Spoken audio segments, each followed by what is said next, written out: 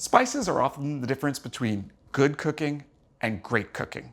Let's start with a definition.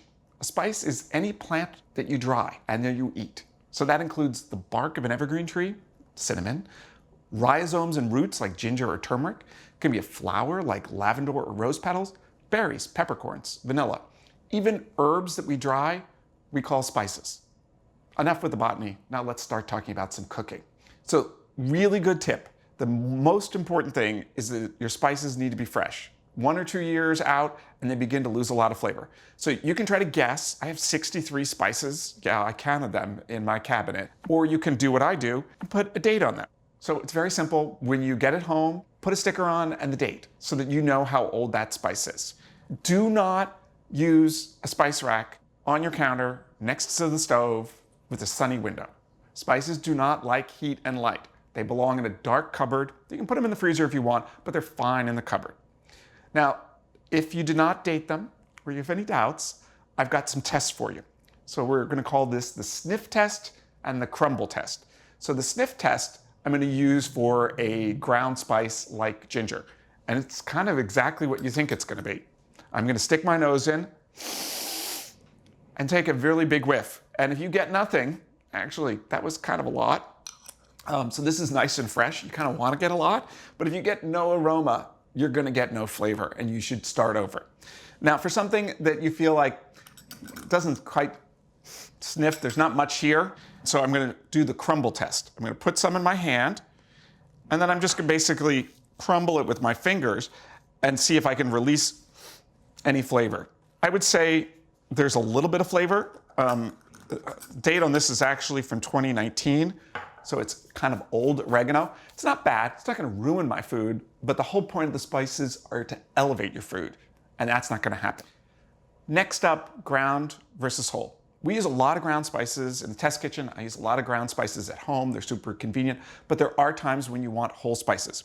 Now, if you're gonna have whole spices, you're going to need a spice grinder.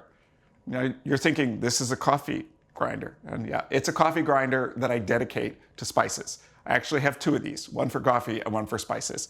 This is mine. I've had this at least 15, maybe 20 years. The biggest thing is to just take care of it by cleaning it. A damp paper towel will do the trick. And if it gets really dirty, and I'll show you, that's not the cleanest I've ever had it. You can do a cleaning trick with rice. This is brown rice. You can use white rice, any rice you have. This is basically an abrasive. When you throw that raw rice, this is obviously uncooked rice, into the mill, and now I'm going to turn it on, making a cocktail here. I'm shaking, actually trying to get the grains underneath the blade. All right, let's see. All right, and the rice has gotten underneath the blades and gotten out a fair amount of the gunk.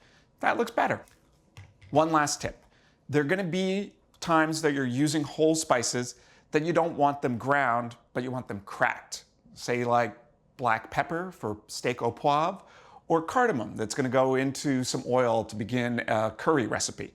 So best way to do this is with a plastic bag, because otherwise they're going to fly all over your kitchen, and a heavy implement. You can use a meat pounder, or in this case I've got a skillet, and just have some fun.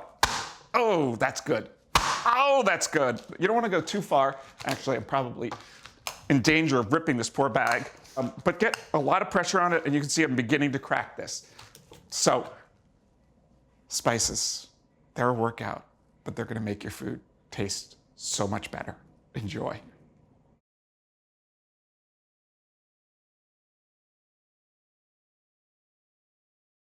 Thanks for watching America's Test Kitchen. What'd you think? Well, leave a comment and let us know which recipes you're excited to make, or you can just say hello. You can find links to today's recipes and reviews in the video description. And don't forget to subscribe to our channel. See you later. I'll see you later.